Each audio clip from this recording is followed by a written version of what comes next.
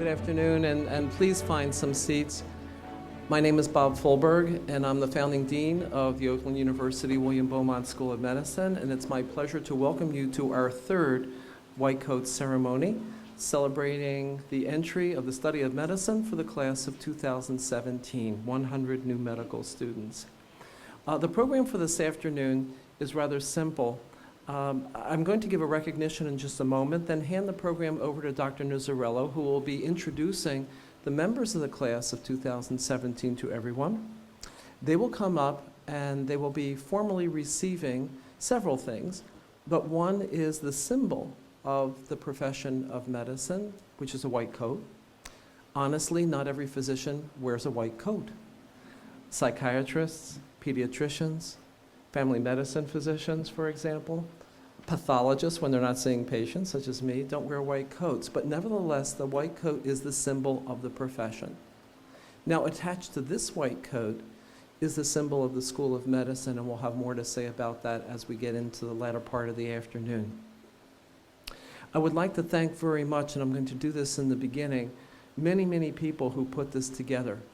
Dr. Nuzzarello and the entire staff of the Center for Medical Student Services, and the list is too long to name all of them, so I thank you all. I'd like to also thank the staff of Meadowbrook for making this venue available and doing such a splendid job with all of the details for the afternoon. I'd like to thank a number of dignitaries who are here with us this afternoon.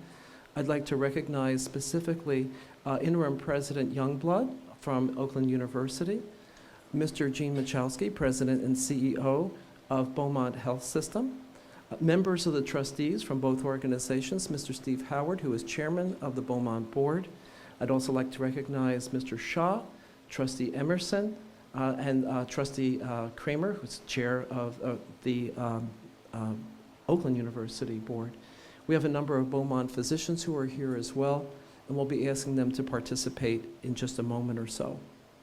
But before we continue, I have a special guest that I'd like to introduce to you. Really not a guest, but someone very special, and that is Dr. Ananias Diokno. So Ananias, could you come up and join me, please, at the podium? For those who don't know,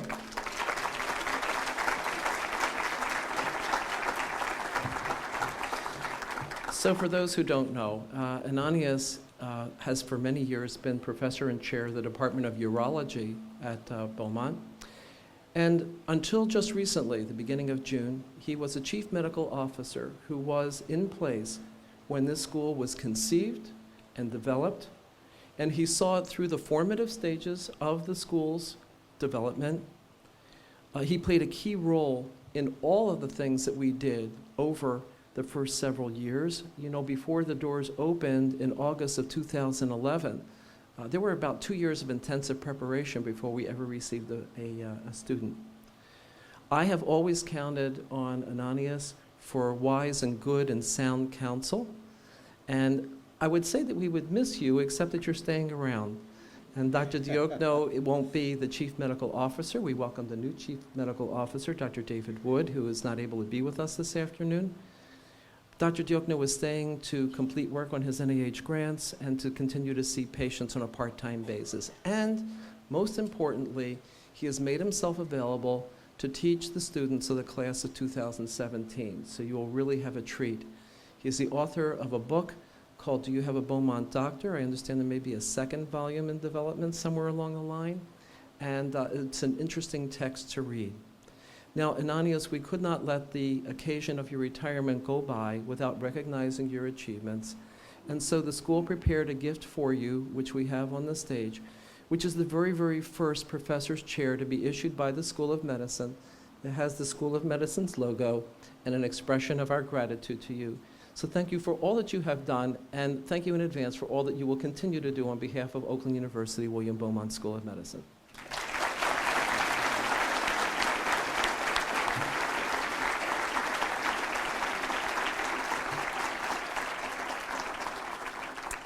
And it's my pleasure now to turn the rest of the program over to my colleague, Dr. Angela Nuzzarello, Associate Dean for Student Affairs.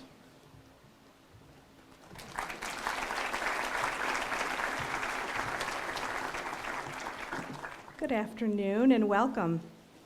I need to start by just thanking one person, Megan Cole, who really, this whole ceremony would not have been put together without Megan's help. So I just want to make sure and thank her. If we can give her a round of applause. Thank you, Megan.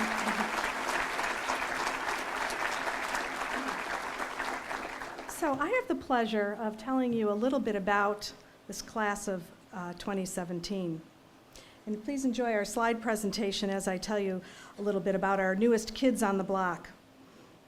The class of 2017 completed studies at over 40 different undergraduate institutions. Over the past 4 years, you have been cheering with Tommy Titan, Rudy Flyer, Bucky Badger, Peter Anteater, 9 of you, Louie the Lumberjack, Harry Husky, Diego Torreira, Brutus Buckeye, Bernie. You've been rooting with the Golden Bears, the Golden Grizzlies, and Golden Gophers, Blue Jays, Scarlet Knights, and Blue, just Blue. Bruins, Badgers, Beavers, Bulldogs, Cougars, Panthers, Lions, Wildcats, and Saluki Dog. Fighting Falcon, Fighting Sioux, Fighting Illini, and Fighting Irish. And of course we can't forget the Wolverines and Sparty the Spartan. This group of students has visited over 70 countries, including Antigua, Aruba, Crete, Malaysia, Myanmar, Mozambique, Fiji, and Lesotho, which I had to look up. It's a small country completely surrounded by South Africa. As a group, the class of 2017 reports having spent well over 16,000 hours providing service to local community, school, and abroad. Some of the things you told us about your favorite service project are volunteering at a drug rehabilitation NGO in Delhi, India, allowed you to work with an extremely underserved and stigmatized population while using your cross-cultural ties to India. You enjoyed volunteering at a free clinic located in Detroit, which serves underprivileged individuals. Working at Adopt a Family at Christmas with the youth service group of the Midland County Medical Society Alliance reinforced the idea that every small act can have a significant impact on the lives of others. Although you've always known the power of medicine to be able to treat and enhance lives, your work with global medical brigades in Santa Rosa, Honduras, strengthened your conviction of medicine's ability to bring people together for a selfless cause and a true desire to help other people.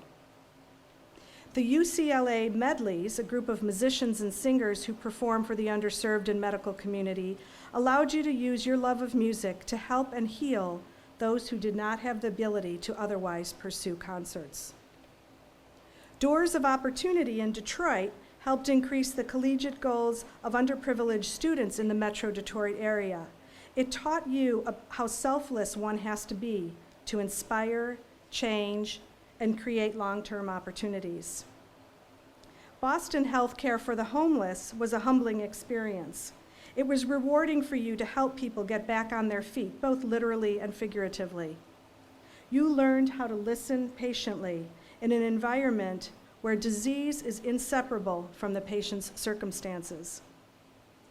It was life-changing for you to provide the opportunity for children with disabilities to play baseball. The activity would have likely been otherwise off-limits to these children. You had a blast working at Camp Del Corazon, a camp for children with heart conditions. The children's success and happiness added to yours. After the experience of encountering people suffering and living under a deprived environment in the Philippines, your life agenda completely shifted toward learning and utilizing your knowledge for the betterment and gain of the underprivileged. You enjoyed feeding the homeless annually the Sunday before Christmas, which you have been doing for the last 11 years. You have always been a big believer of the notion that education is the best gift you can give, so it was very rewarding to tutor high school students in the urban areas of St. Louis. You worked with Bridge Builders for Kids, a Christian organization dedicated to working with children of incarcerated parents. The childlike enthusiasm and zest for life, juxtaposed by their pain and maturity well beyond their years, allowed you to take things in your life into perspective. We asked you about your hobbies, and we found out that when you're not studying, you enjoy spending time with family and friends, quite a few of you, as a matter of fact. You enjoy music. We have amongst us a tuba player, a ukulele player, quite a few pianists, at least 4 good guitarists, and a few others who aren't very good but like to play anyway. The foodies among us love to cook, and one of you likes to pretend you're a restaurant connoisseur. There's not a lot of couch potatoes in this group of students. Some of your favorite ways to stay active include running, boxing, fencing, longboarding, wakeboarding, snowboarding, figure skating, at least one of you is a competitive figure skater, basketball, baseball, soccer, riding and racing road bikes, competitive horseback riding, Zumba, yoga, quite a few of you, badminton, volleyball, aqua jogging, and busting out killer moves on the dance floor. Outdoor activities that you like include camping and hiking, fly fishing, kayaking, gardening, scuba diving, rock climbing, whitewater rafting, astronomy, and watching fireworks. One of you likes landscaping and just about anything else that gets your hands dirty. The artists among us enjoy Ukrainian crafts, visual arts, crocheting and paper crafts, graphic design, and visiting art museums. You told us that you enjoy being part of ridiculous made-up games, collecting movies, and one of you listed Taco Bell as your favorite hobby.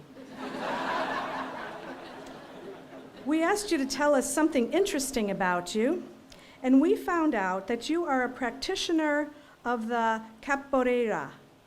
Hope I said that right. It's a Brazilian martial arts that combines dance, acrobatics, and music. You can recite the Greek alphabet forward and backward in 10 seconds. Your trapeziometacarpal joint is hypermobile, which you go on to explain means that your thumb is double jointed. You have traveled over 1,000 miles by canoe in the last 10 summers. You can balance a sword on your head. 2 of you have an identical twin. Throughout elementary school, your career goal was to become a mascot for a professional sports team. OUB doesn't have a mascot yet, so you might be able to fulfill 2 dreams at once. 2 of you are ambidextrous.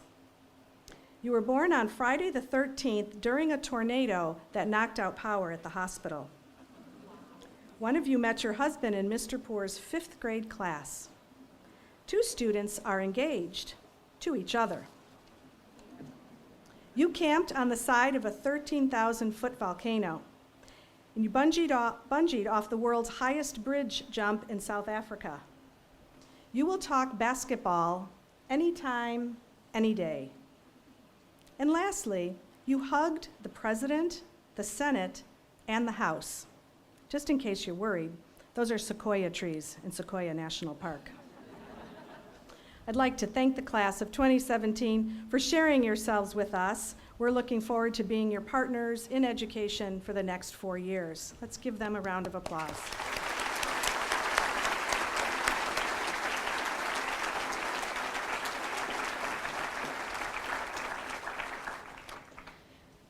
So next, we'd like to talk about white coats. The donning of the white coat marks the beginning of each student's journey to becoming a physician.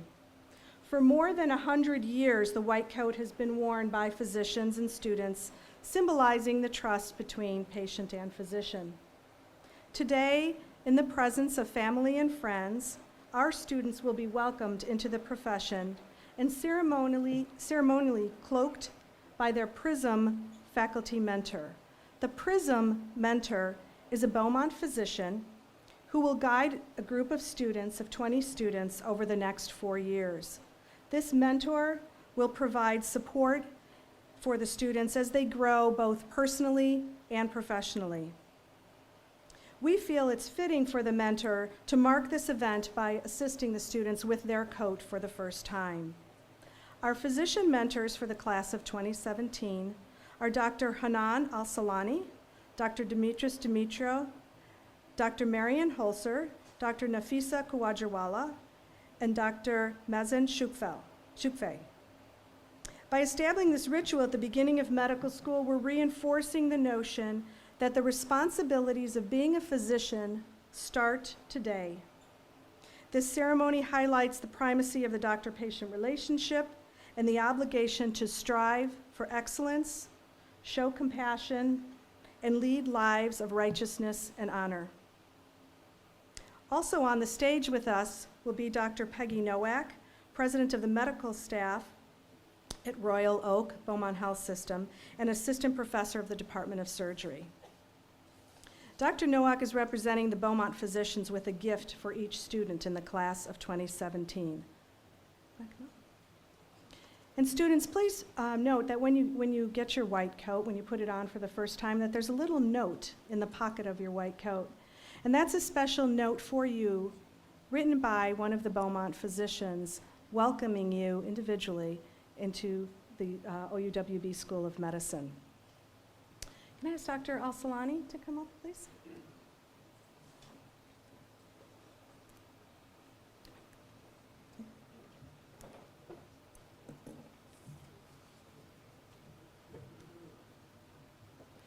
Dr. Fulberg, would you please come up?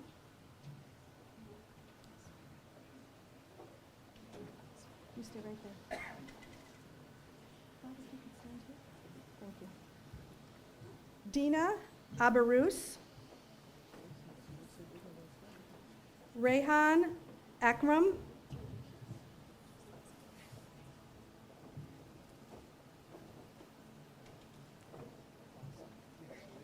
Jay Brombat,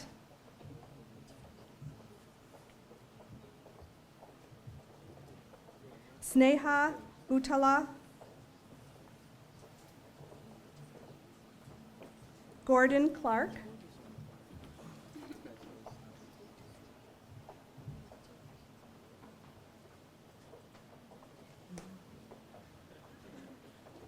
Abram Davidov,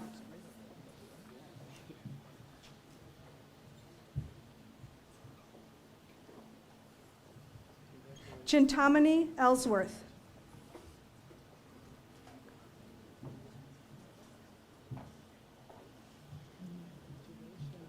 Sarah Gaubatz,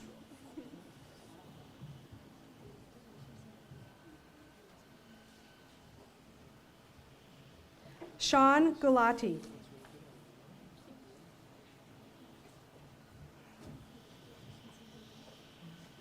Jonathan Hung,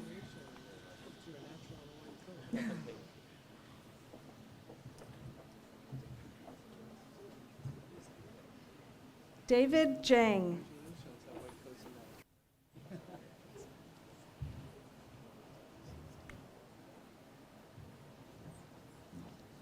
Danielle Lack,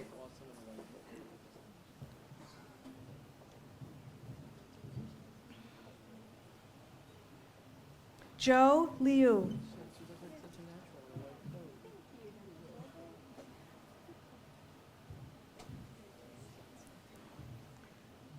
Jenna Milstead,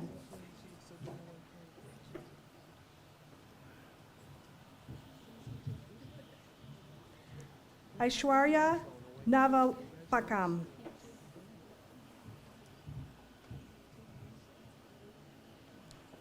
Matthew Newman,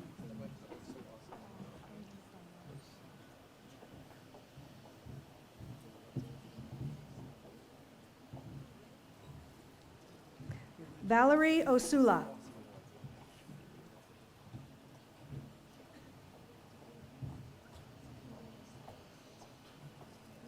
Lauren Quinn,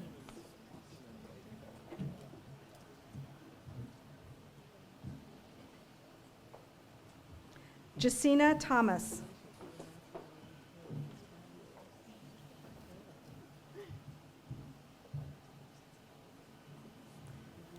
David Tobin,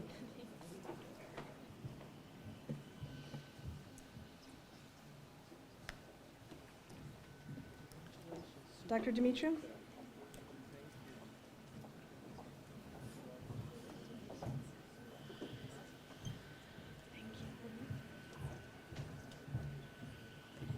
Aisha Ahmed,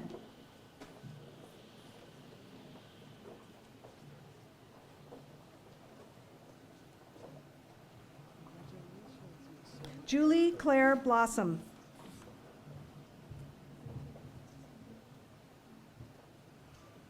Joanne Ji-Young Cho,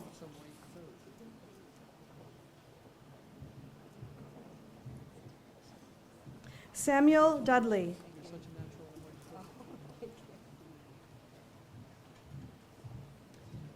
Jonathan Fergus.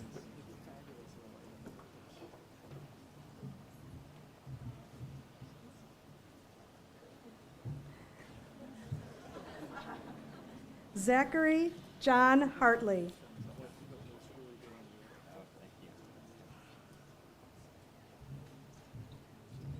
Natalie Huang.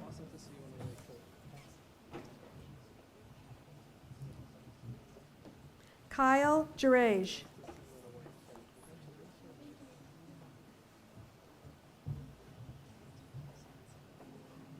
Allison Cade Fox.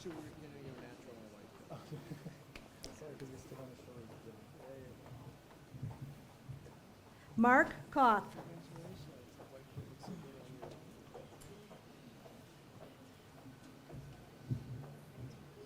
Alyssa Kirsch.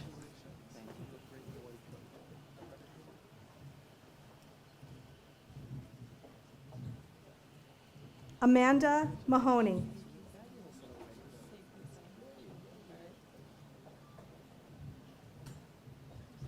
Brian Malley.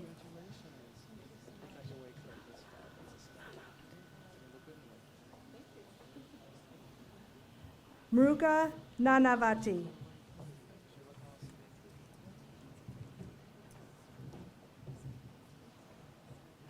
Julia Orlovskaya.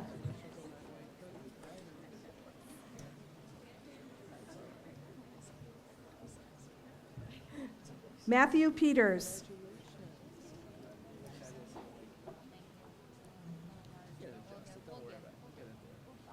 Jonathan Chow.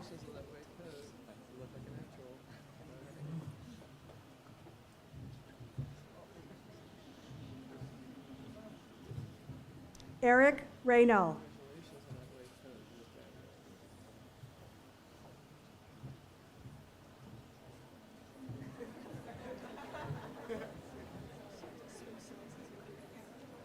Wayland Tang.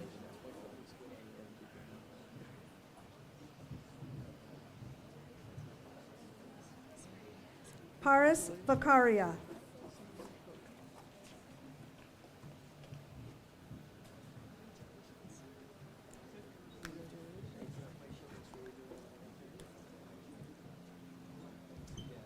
Dr. Holzer's group.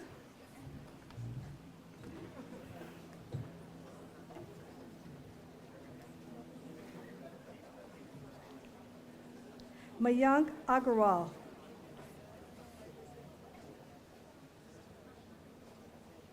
Marcus Allen.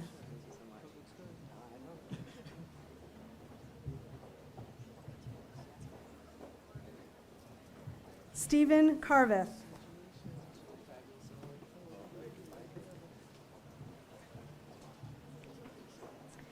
Matt Firestone.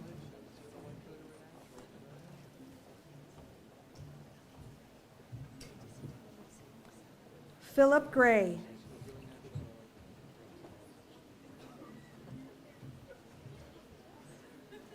Aaron Hansen.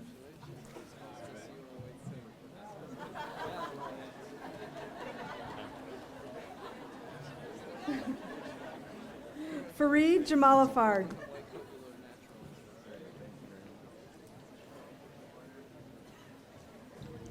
Jay Kacharia.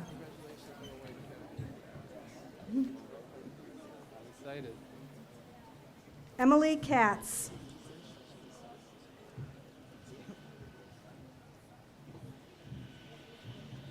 Jae Hun Kim.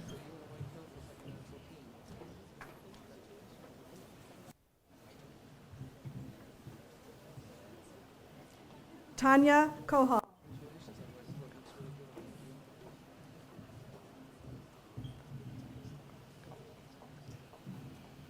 Namrata Kulkarni.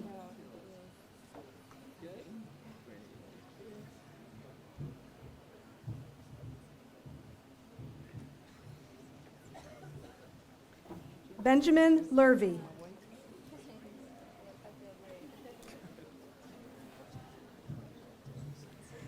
Saritza Mendoza.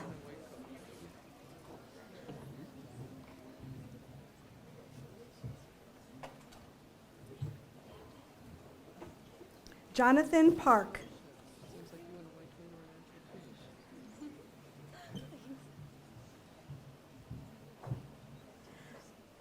Vaishnavi Premkumar.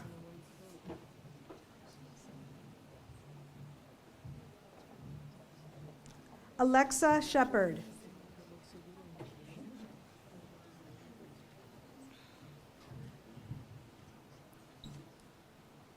Samantha Spillman.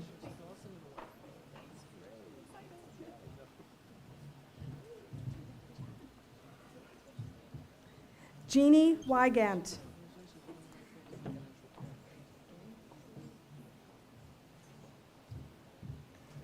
Teresa Yankovic.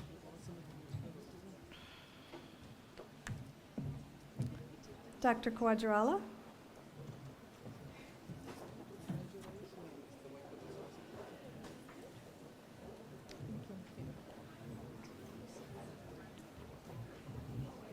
Jordan Berg.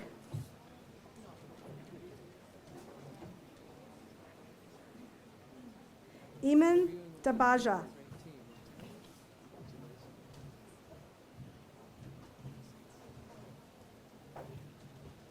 Qasim Ferris.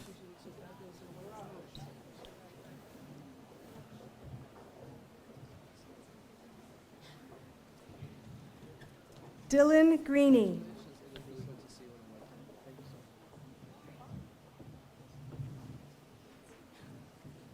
Noah Halpern.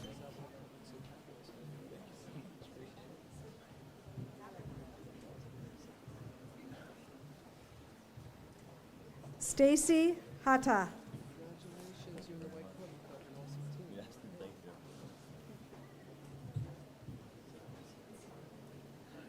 Christy Wang.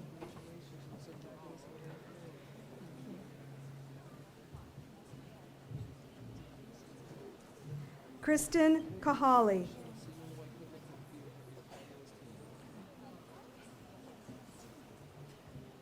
Arminder Kara.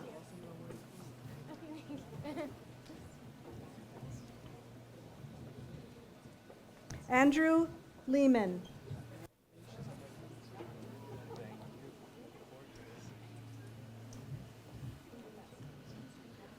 Manal Mira.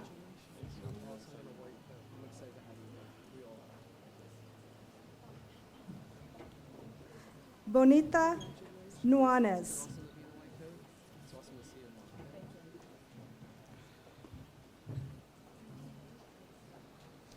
Brian Odom.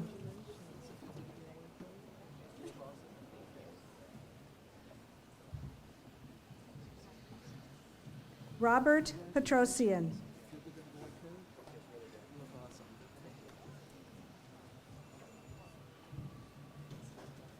Michael Erickson Rezai.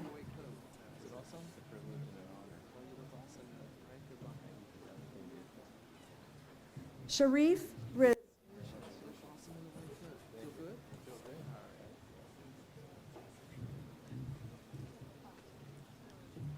Lauren Singer.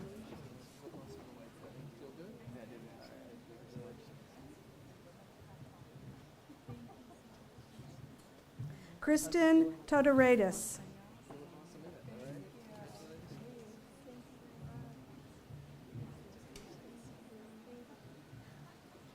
Alan C.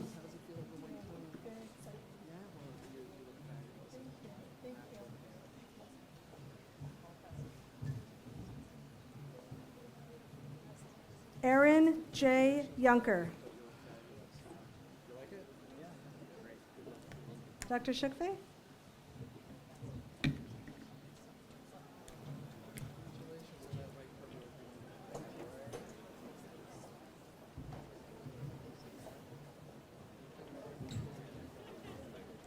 Deirdre Bartlett.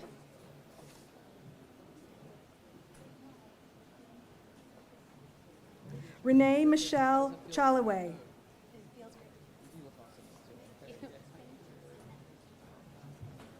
Florence Sheeny Dew.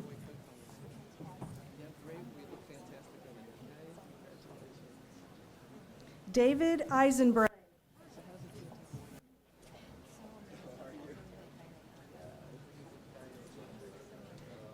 Alexandra Satina Gabrielli.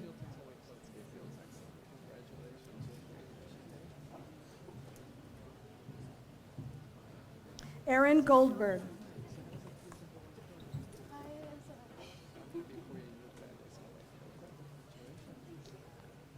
Tan Huynh.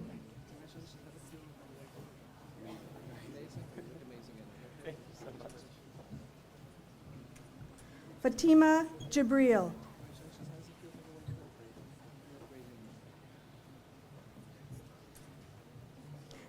Jacob Kramer.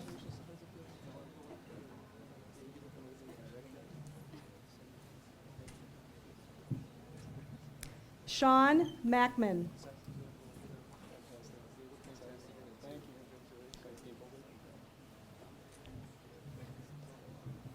Tanner Miles.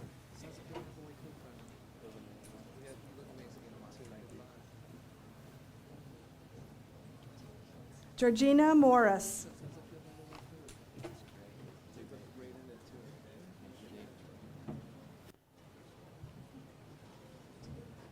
Kevil Parikh.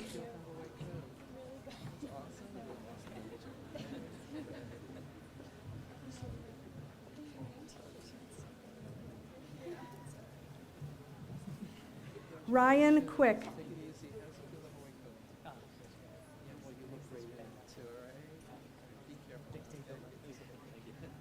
Renee K. Shibata.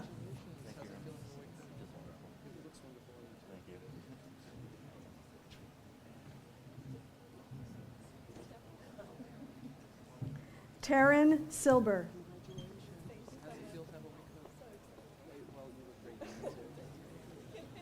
Karis Stevenson.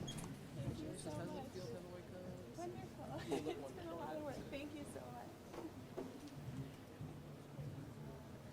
Mustafa Taki.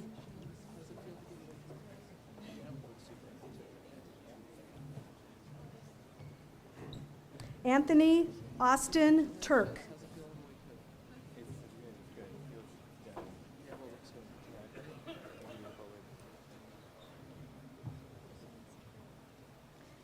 Nico Volz.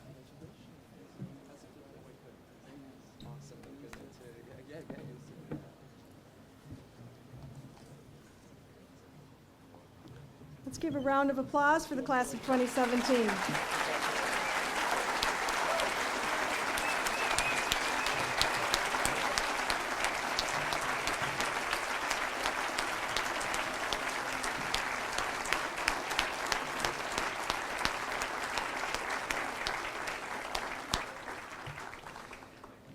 I found out after the last white coat ceremony, Dr. Nozzarello said, instead of having an outside keynote speaker, the consensus is you should give the talk.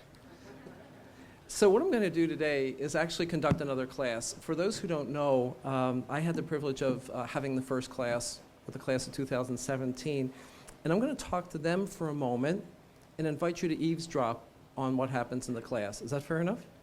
Okay. So to the class of 2017, it seems to me that there are two essential questions that we can look at this afternoon. Well, a lot more, but I'm going to pick two.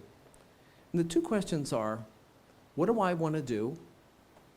And who do I want to be? And they're actually different questions. They have different answers. And they all lead and converge on one point, and that is, what does it mean to be a physician? If you were personally to answer the question, what do I want to do, you could answer it by saying, I want to be a doctor. But beyond that, I'm thinking about OBGYN or surgery and see, the answer to that question leads you on one path in medical school, and that's mastery of knowledge, and it's mastery of technique. You do have to learn some techniques to do this. And that can be really arduous. There's no doubt about it. We have medical students who tell us, acquiring this knowledge is like sipping from a fire hydrant through a straw. It's really tough and it comes out fast. And the emotional high that you have here from the white coat ceremony carries you for about 6 weeks. And then it's about at 6 weeks from experience that the tedium of the concepts and the things for which there are no concepts, things that we call bugs and drugs, you just have to memorize them, gets to you. And there are actually a couple of strategies of working through that. One strategy is to look back and say, I had this fantastic high at White Coat Ceremony Day. The next is to look forward and say, well, there's good stuff to come. There's match day and there's graduation day, but that's way too far off. So another antidote to falling into that trap of, oh my gosh, there's so much to learn and master, is to create for yourself individually some vision of where you want to be that is bigger than yourself. You could say, I really want to do something about a global epidemic of AIDS. Or you could come closer to home and say, there's enormous poverty here, right here in Michigan, and there are people who don't have access to health care just a couple of miles from this campus. That's something I'd like to do. And you can take that personal passion, visualize yourself doing something about it, and in the nights when it becomes so hard to keep on going and preparing, that visualization of you doing something spectacular, something really way beyond, may be just enough to get you through to the next day. And I don't want to paint a grim picture of it, but when it does get tough, that can help you out. And there are skills to master also. I met one of our third-year students this morning at Beaumont. I started my day fairly early. And I said to her, you know, we're having a white coat ceremony today. And she looked at me puzzled and said, oh. And I said to her, do you remember back 2 years ago for your first white coat ceremony? And she said, yeah. I said, how much did you learn in 2 years? And you saw at the poster session on Tuesday, when you were with the M2s, how much they had learned in 1 year. And that's another fabulous strategy for working through the times when, well, about 6 weeks from now, it becomes more tedious. Look at all that you're going to learn. Now, the challenge of focusing on what I want to do is it's only part of what it means to be a physician.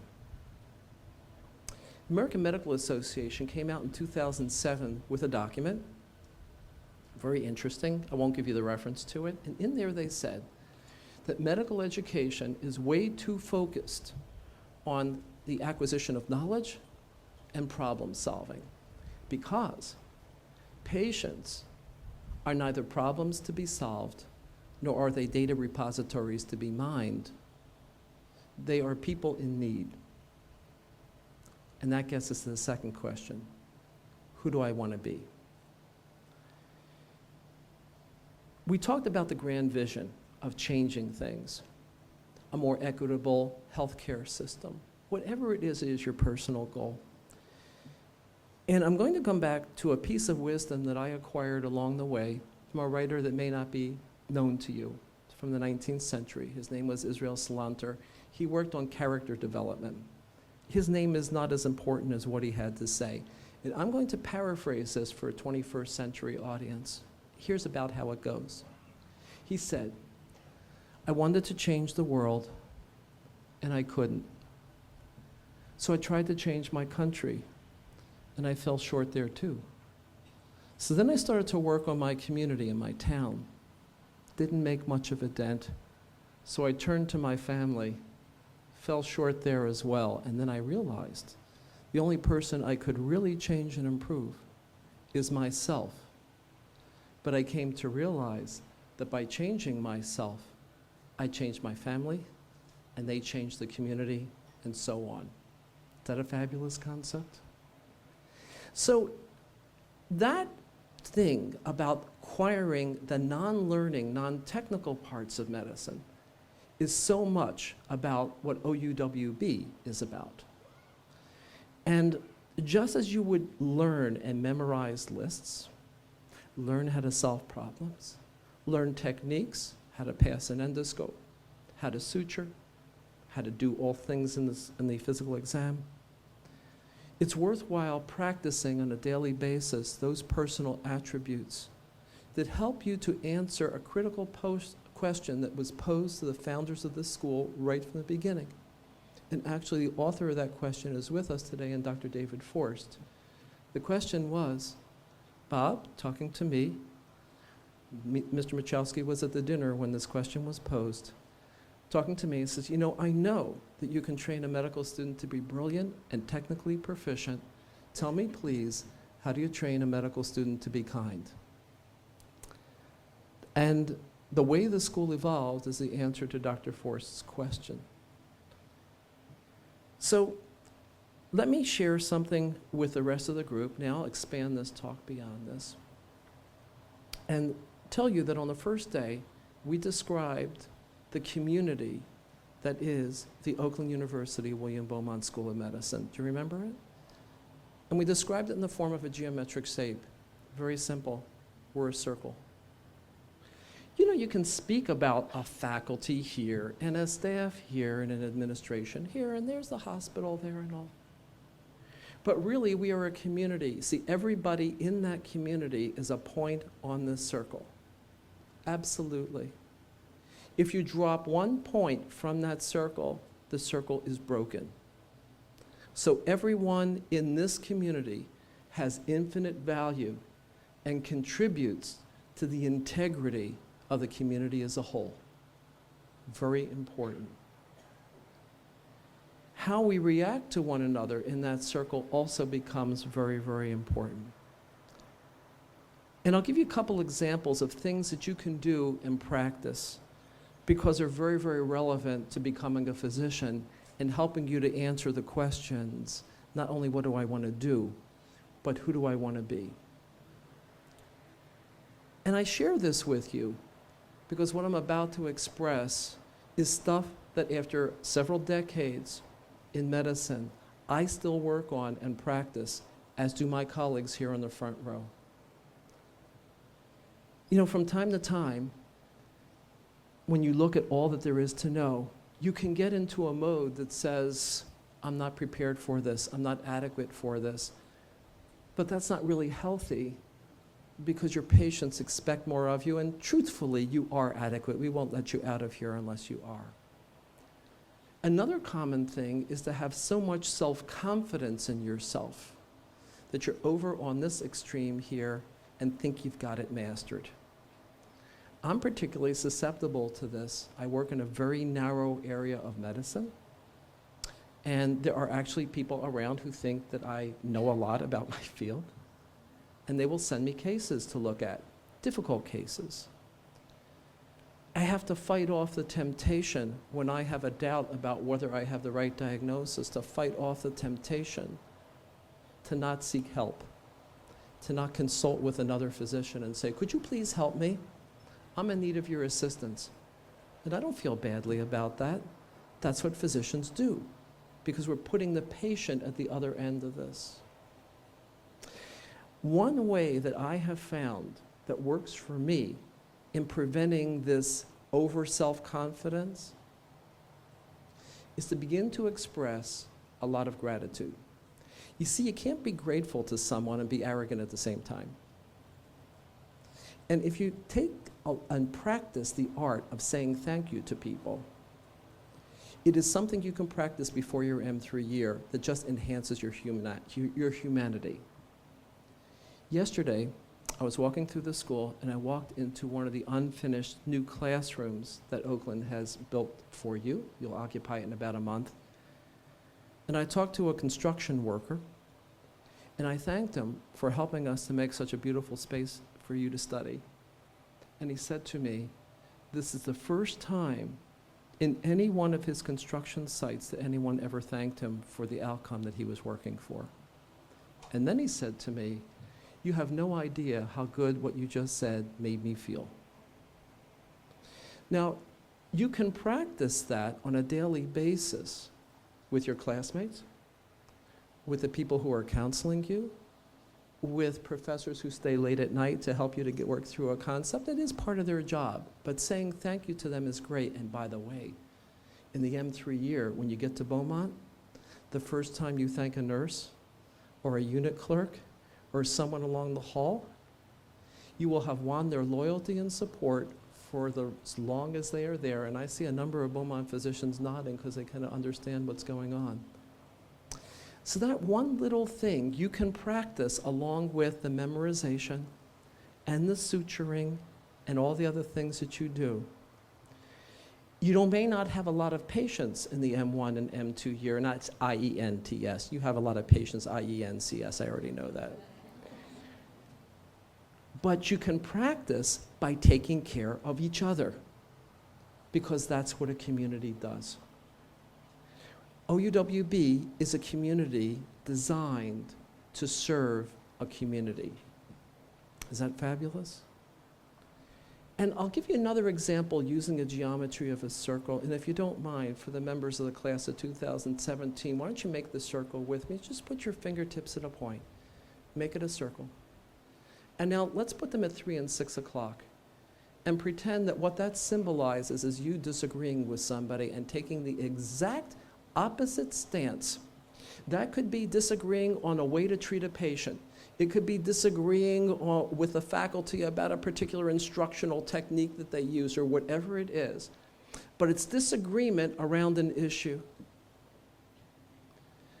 No matter how far apart you are, 180 degrees apart, please realize you are equidistant from the center. And if you really practice thinking that way, by the time you hit your M3 year and you have to go into the hospital and work with patients, that will be as natural to you as the techniques you have learned, and will be as natural to you also as the information you have gathered. That is part of what we strive to do in answering Dr. Forst's question and helping you to answer the question, who I want to be. Not one of you wrote on an admissions essay, I want to be average. So make that big mental visualization. And now finally, about the garment that you just received, the white coat. Not all physicians wear a white coat, but the community associates that white coat with the profession of medicine. So by wearing a white coat, you tell yourself and you tell others, I am part of a community that is the healing community, the profession of medicine. On that white coat is a patch of the medical school. And it is perhaps no accident that that patch is circular. There are 2 circles on that patch. An outer circle of gold, signifying the contribution of Oakland University, one of its 2 colors, and an inner circle, a thicker circle of burgundy, representing the color of the health system, which is going to partner with you in providing you with the opportunity to learn medicine. When you put on that white coat, it is possible for you to say, I am wearing this special garment, if you want to call it a vestment in kind of a very special sense, of medicine, but within the community of those who practice and study medicine, I am also part of the special OUWB community that values the question, who do I want to be, with equal weight to what I want to do. And now that you've received that white coat, the emblem of the study and profession of medicine, together with the patch that signifies you're part of a special community of OUWB, Oakland University William Beaumont School of Medicine, I invite the class of 2017 to rise and to affirm out loud, individually and collectively as a group, your commitment to the study of medicine through the recitation of the Oath of Geneva. But you are part of a larger community, because even as you are learning medicine for the very first time, those of us who are physicians are relearning medicine with you annually, daily. So I invite all physicians in attendance, those from Beaumont, those physicians perhaps in the audience, to rise and reaffirm your commitment to medicine. I will read a line, and then please repeat after me. I solemnly pledge to consecrate my life to the service of humanity.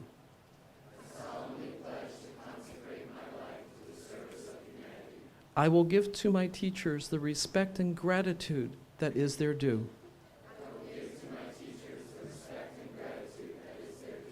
I will practice my profession with conscience and with dignity. The health of my patient will be my first consideration. I will respect the secrets that are confided in me, even after the patient has died.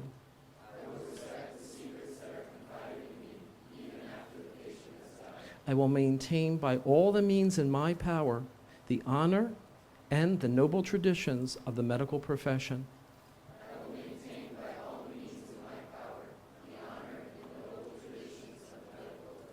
My colleagues will be my sisters and brothers.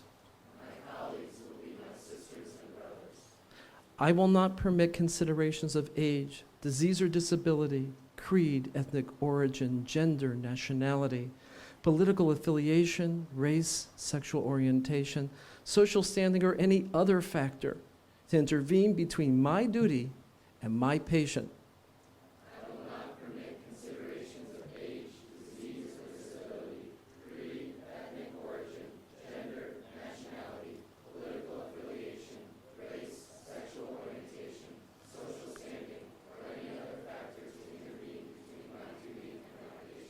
I will maintain the utmost respect for human life. I will not use my medical knowledge to violate human rights and civil liberties, even under threat.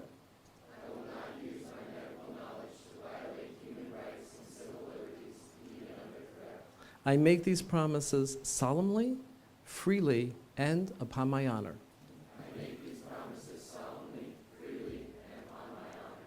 I wish to congratulate the class of 2017 upon entering the study of medicine. Please be seated, everyone.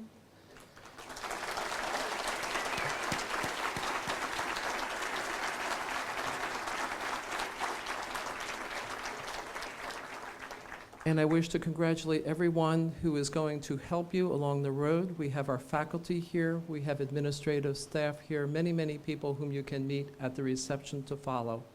I also want to thank all of the people who have traveled here from great distances to help you to celebrate this along with you. For those who could not make it here, we will be recording this, and there will be a digital feed of this ceremony available on our website, hopefully early next week. But I could not possibly conclude this very happy occasion without reminding you that in fewer than 4 years, I hope that it is our privilege to assemble again at your graduation when we welcome you into the profession of medicine, not as our students, but as our colleagues. To all, thank you very much. Please enjoy the afternoon. Congratulations, class of 2017.